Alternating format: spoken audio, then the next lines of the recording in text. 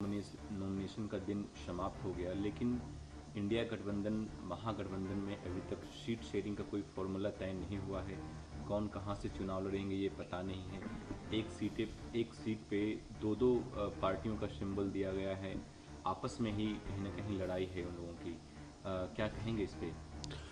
देखिए, अब तो चुनाव शुरू होने के पहले ही विपक्ष धराशायी हो चुका है।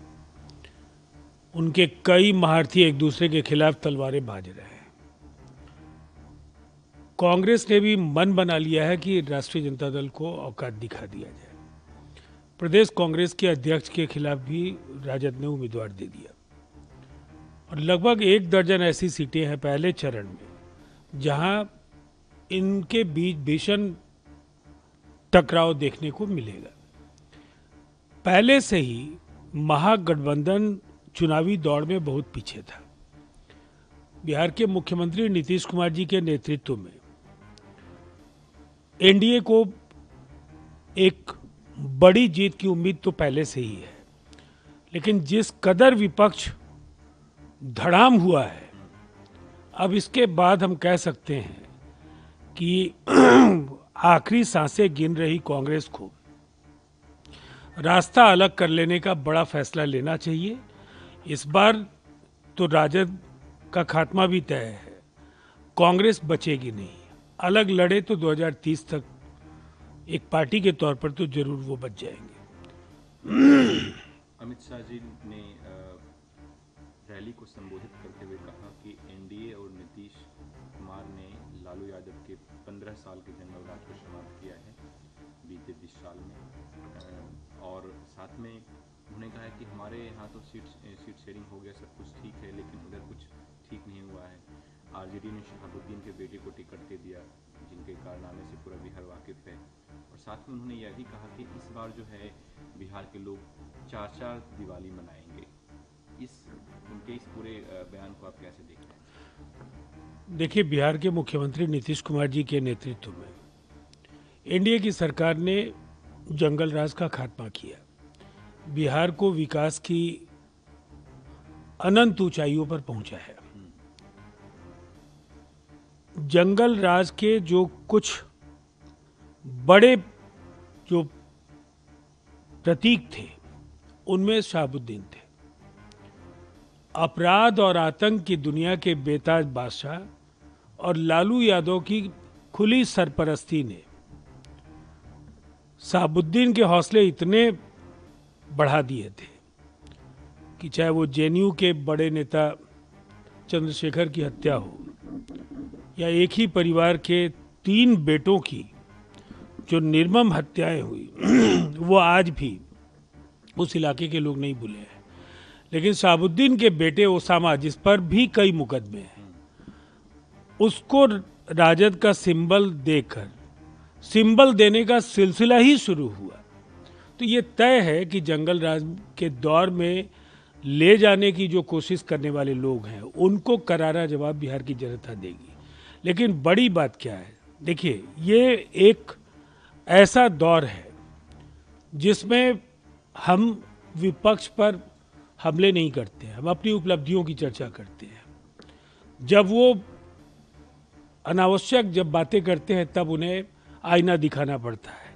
लेकिन जो जीविका दीदियों को लेकर एक बड़ा काम बिहार में पिछले वर्षों में हुआ, जिसको केंद्र सरकार ने आजीविका के नाम से अपनाया, और अब 1,40,00,000 महिलाएं जो जीविका के साथ जुड़ी हैं, उनमें कई नई महिलाएं भी जुड़ेंगी। अब 1,21,00,000 महिलाओं को तो सीड कैपिटल के तौर पर दिया जा चुका है और ग्रामीण अर्थव्यवस्था में जीविका के मॉडल ने काफ़ी जबरदस्त क्रांति लाने का काम किया है और निसंदेह बिहार के जीडीपी ग्रोथ में इस फैसले से एक गुणात्मक बदलाव दिखेगा। कल नीतीश कुमार मैदान में नजर आए कैंपेन करते, उन्होंने कहा है कि लालू यादव ने महिलाओं के लिए कुछ नहीं किया है, मैंने बहुत कुछ किया है। वो तमाम उपलब्धियां गिनाई महिलाओं के लिए। और साथ में उन्होंने कहा है कि जब महिलाओं के लिए कुछ करने की बारी आई लालू यादव की, तो अपने वाइफ को मुख्यमंत्री बना दिया और सब कुछ वाइफ के लिए ही किया। देखिए, बिहार के मुख्यमंत्री नीतीश कुमार ने राजनीति में विकास परक एजेंडे को बिहार में पहली बार स्थापित किया। वो जो कल का बिहार जो पूरी तरह से गुमनामी के अंधेरे में डूब गया था, उसको बाहर निकालना एक बड़ी चुनौती थी और काफ़ी कुशलतापूर्वक उनके नेतृत्व में बिहार आगे बढ़ा। अब ये तो सच है कि लालू जी आधी आबादी की बात करें, तेजस्वी यादव करें, लेकिन ये सच है कि परिवार के सदस्यों में ही उन्हें युवा भी चाहिए, वहीं उन्हें महिला भी चाहिए। सब कुछ उनके परिवार और उनके रिश्तेदारों के बीच ही बढ़ जाना चाहिए। दरअसल राजद का मतलब है एक परिवार का भरण पोषण, उनका सशक्तिकरण, ज़्यादा से ज़्यादा संपत्ति हासिल करना, भ्रष्टाचार के कीर्तिमान तोड़ना। ये जिस परिवार की आदतों में शुमार रहा हो, उससे बिहार के बदलाव की उम्मीद नहीं कर सकते हैं। लेकिन एक बात बिल्कुल साफ है कि बिहार के मुख्यमंत्री नीतीश कुमार जी तो श्री गणेश कर ही चुके हैं, अनेक सभाओं को संबोधित कर दिया उन्होंने। विपक्ष बिखरा हुआ है। दूसरी तरफ भारतीय जनता पार्टी और एनडीए के अनेक मुख्यमंत्री बिहार में कैंप कर रहे हैं, सभाओं में जोरदार भीड़ हो रही है, लोगों का जो रुझान दिख रहा है, हम कह सकते हैं कि 2010 से भी बड़े नतीजे हम लोगों के पक्ष में आने वाले हैं। परसों अमित शाह जी का सीएम फेस को लेकर के कि हम चुनाव के बाद बैठकर डिसाइड करेंगे विधायक दल का नेता कौन होगा, वो जीते हुए विधायक तय करेंगे। इसके बाद उनके बातों का समर्थन जीतन राम मांझी ने भी किया, लेकिन साथ में उन्होंने यह भी किया कि चुनाव के बाद नीतीश कुमार ही मुख्यमंत्री होने चाहिए, इसमें कोई शक और संदेह नहीं। देखिए, अमित शाह जी भारतीय जनता पार्टी के बड़े नेता हैं, कुशल रणनीतिकार हैं। उन्होंने केवल परंपराओं का और विधायी प्रक्रियाओं का हवाला दिया है। जिसके नेतृत्व में हम चुनाव लड़ रहे हैं उनका नाम नीतीश कुमार है। उनके चेहरे पर एक बड़ी जीत मिलेगी, ऐसा एनडीए के साथ जुड़े तमाम लोगों का विश्वास है। तो निसंदेह वही मुख्यमंत्री होंगे, कहीं कोई संशय नहीं है। जितना सूर्योदय होना तय है, उतना ही बिहार के मुख्यमंत्री के तौर पर एक बार फिर से नीतीश कुमार का आसीन होना भी तय है। कांग्रेस नेता अखिलेश सिंह ने कहा है कि महागठबंधन के जो सीएम फेस हैं वो तेजस्वी यादव ही हैं, वही होंगे और जीत कर आती है महागठबंधन तो मुख्यमंत्री भी वही बनेंगे, इसमें कोई संदेह नहीं। पहले तो गठबंधन तो समेट लें। जिस पार्टी के नेता अखिलेश जी हैं, उसके सबसे बड़े नेता राहुल गांधी हैं। राहुल गांधी तो ये बात कहने के लिए तैयार नहीं है। और कांग्रेस के प्रदेश अध्यक्ष जो अखिलेश जी के ठीक बाद हुए हैं, उनके खिलाफ राजद ने उम्मीदवार बना दिया है। भाई, किस मुंह से ये इस तरह की वकालत अखिलेश जी कर रहे हैं? अगर वो पूरी तरह से राजद में चले गए हैं तब तो बात अलग है, लेकिन कांग्रेस में रह करके कांग्रेस के कार्यकर्ताओं की भावनाओं का वो सम्मान नहीं कर पा रहे हैं।